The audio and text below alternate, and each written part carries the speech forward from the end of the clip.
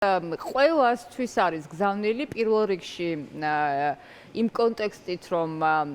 ქართული ოცნების რეჟიმი მონოლითური არ არის. იმიტომ რომ თვითონ ოლიგარქიული ბუნება, ანუ ბიძინა ივანიშვილის ბუნება, რომელიც არის ადამიანი მთელი თავისი ნატურით, ვთქვათ, რუსული ბანდიტიზმის ისტორიიდან ამოზრდილი, არის შემდეგნაირი, რომ ყველაფერი, რაც კეთდება ამ კლეპტოკრატიის მიღმა და კორუფციის მიღმა, არის ბიძინა ივანიშვილის. ანუ ის თავისთავად, რა თქმა უნდა, მე მგონი არც არავინ არ ფიქრობს იმას, რომ ეს კორუფციასთან ბრძოლის რაღაც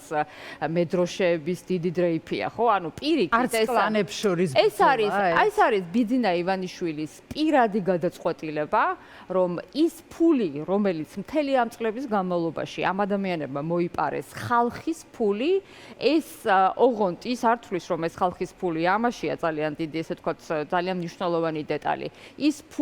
თავის ამ კორუმპირებულ კლანებს და თავის ამ კორუმპირებულ ბანდიტებს მიიჩნევს თავის საკუთრებად, ანუ ის ფული, რომელიც მათ ხალხის ჯიბიდან მოიპარეს, საერთოდ ხალხსაც თავის საკუთრებად მიიჩნევს, უბრალოდ ადამიანს არ უყვარს ხალხი, ხო? ანუ მისთვის ხალხის ინტერესი არაფერს არ წარმოადგენს. ამიტომ ეხლა იგი ყველას ეუბნება, რომ აი თქვენ რომ მოიპარეთ მთელი ამდენი წლის განმავლობაში და თქვენ გახსოვთ, რომ 13 წელი ქართული ოცნება ამტკიცებს იმას, რომ რეჟიმი არ არის კორუმპირებული, რომ ღარიბაშვილს ტყე არ უჩუქებია საკუთარი ოჯახის წევრებისთვის, საკუთარი ცოლისთვის, რომ ჯუვანშერ ბურჭულაძე არ იყო კორუმპირებული, რომ დაუშვათ მთელი ამ წლების განმავლობაში ქართული ოცნების ეს კორუფციული ჭაობი არ ჭამდა ქართველი ხალხის ბოლო კაპიკებს, ხო? აი ამ დროს იყიდეს ის უძრავი ქონება, რაც აქვთ ევროპის ქვეყნებში. ხო, კალაძე არ არის კორუმპირებული, კალაძის მოადგილეები არ არიან კორუმპირებულები და ასე შემდეგ, ანუ ჩინოვნიკები, რომლებიც გამდიდრდნენ ხალხის ფულის, ასე ვთქვათ, მთელი ამ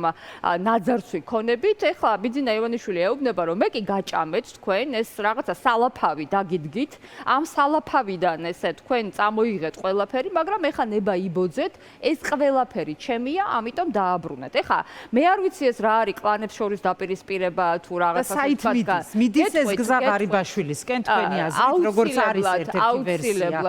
და ჯუვანშერ ბურჭულაძეც შეიძლება აღმოჩნდეს ციხეში თუ არ ვიცი ხაბეიშვილი ავრცელებს ხოლმე ძალიან საინტერესო ინფორმაციებს. მე ვფიქრობ, რომ ლევან ხაბეიშვილის დღის წესრიგი, რომელიც მას აქვს, არის ერთ-ერთი ყველაზე მნიშვნელოვანი დღის წესრიგი, რაც არის იქმნება და წესრიგი, რომელიც აჯანჯღარებს მართლა სისტემას, იმიტომ რომ მთელი ეს მართლაც ამ სალაფავზე დახარბებული ადამიანები, ამ ადამიანებისგან ეხა ფულის ამოღება და კაპიტალის ამოღება რაში სჭირდება ბიძინა ივანიშვილს? პირველ რიგში აჩვენებს, რომ აქ მე ვარ ყველაფერი, აი ხა რომ რაღაც ჭორებია, კალაძე იქნება, არ იქნება. ივანიშვილი, ვისაც გადაწყვეტს, ეს იქნება ეგრეთ წოდებული რუსული არჩევნების კანდიდატი, ხო? ანუ თავისიანებსაც ანერვიულებს არა, ანერვიულებს არა, მისი ბუნება არის ესეთი, იმ სალაფავს, რომელსაც დაგიდგავს ოლიგარქი, იმას აუცილებლად უკან წაგართმევს. ამიტომ რეჟიმი არის, ეხლა ნახეთ, თან პლუს კიდევ რა არის, ეს ყველაზე მნიშვნელოვანი, რომ მისთვის ყველა ის ადამიანი, რომელმაც ფული იშოვა და ყველა ის ადამიანი, რომელიც შეიძლება ოდნავ მაინც ჩაფიქრდეს და შეცდეს სანქციებზე, ყველა ეს ადამიანი არის, ასე და არ არის მონოლითი, თქვა სისტემაში არ არის, შეიძლება რაღაცა დიდი შემოწირულობა არ მიაქვს პარტიაში, თქვა არ არის ჩართული ბოლომდე ამ წუმპეში, ხო, რაღაცა გაიწია ვიღაცა, წავიდა, ან წასვლა უნდა, მაგალითად ღარიბაშვილი. ღარიბაშვილი ხა მე თქვენთან ვიყავი, მე მგონი ეთერში, თუმცა ამას ძალიან ბევრი ამბობს, რომ ბოლო საზღვარგარეთ ეს მოგზაურობა, როდესაც ჰქონდა ვენაში, მთელი სუსი გააყოლა, ანუ ბიძინა ივანიშვილის დავალებით, ჯერ პასპორტები აქვთ, ანუ წითელ, ასე ვთქვათ, საზღვარზე დგანან და უთხრეს და გააფრთხილეს სასტიკად ძალიან ბევრი ეს კლანის წევრები ზუსტად რომ არ გახვიდეთ საზღვარზე და თუ თქვენ და თქვენი ოჯახის წევრები და თუ გახვალთ, მაშინ მთელი სუსი გაყვა ღარიბაშვილს, ანუ ვენაში. ეს დადასტურებულად შემიძლია გითხრათ და დადასტურებული ინფორმაცია. ანუ ეხლა რა მივიღეთ? ჩვენ მივიღეთ ივანიშვილის მიერ ფულის შეგროვების, რაღაცა საერთო ყულაბაში ფულის შეგროვების ეს რაღაც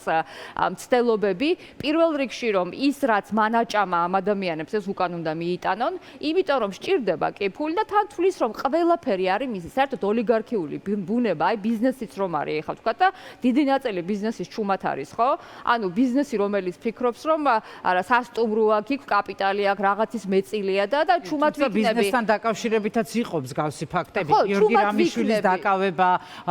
იყო საუბარი რომ ის ნოშიკოც არ გაუშვეს დაუშვეს ქვეყნიდან. ღარიბაშვილზე მინდა ჩაგეკითხო. ხო და ეს დავასრულებ აი ამ წინადადებას ეს მინდოდა მე თქვა რომ ანუ ბიზნესი ვინც ახლა ჩუმად არის და გონია რომ არა ეს ყველაფერი ჩაივლის ახლა ჯუანშერ ბურჭულაძეს ოჯახის წევრს დაუჭერენ მე ხმას არ მოიღებს მაინც იმიტომ რომ იფიქრებს რომ მე აბაციხეს გადავრჩე და ასე შემდეგ ხო იქ ვიღაც ეკონომიკის მინისტრის მოადგილე დაიჭერს ყველა ვიზას ჩვენ ვამბობთ რომ იყო კორუმპირებული მაგრამ ეკა ნახეთ როგორ არის ეხლა მთელი ეს წარმოუდგენლად მძიმე აი ტალახი რომელიც ამოდის რომელზეც ჩვენ სულ ლაპარაკობდით აღმოჩნდა რომ არის სიმართლე ოღონდ ეს ტალახი კიდე რა თქმა უნდა რეჟიმიც ამ ტალახში და ამ წუმპეშია ჩაფლული თვითონ ივანიშვილი ცდილობს რომ რაღაცნაირად გადარჩეს სანქციებს და ყველა გამოარიდოს ამ რაღაცნაირად სანქციების ბუდეს და ბადეს მაგრამ ჩემი მოსაზრებით ღარიბაშვილიც ეს რისი ეშინია ღარიბაშვილთან დაკავშირებით აი ხატია როცა თქვი მისია ბიზნესიც მისია წილებიც მისია და ყველაფერი მისია როცა თქვი რომ სუსი გააყოლაო როდესაც ვენაში იყო სამოგზაუროდ თუ არ ვიცი რაზე იყო ვენაში რისი ეშინია რომ რას არ გაიქცეს აღარ დაბრუნდეს თუ აი რატო არის ეს მე იცით რა ალბათ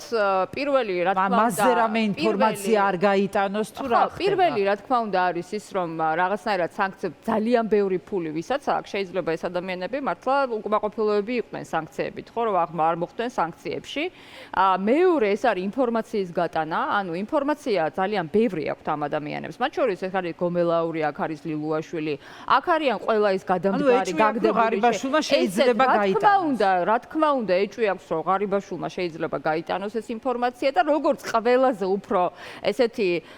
არ ვიცი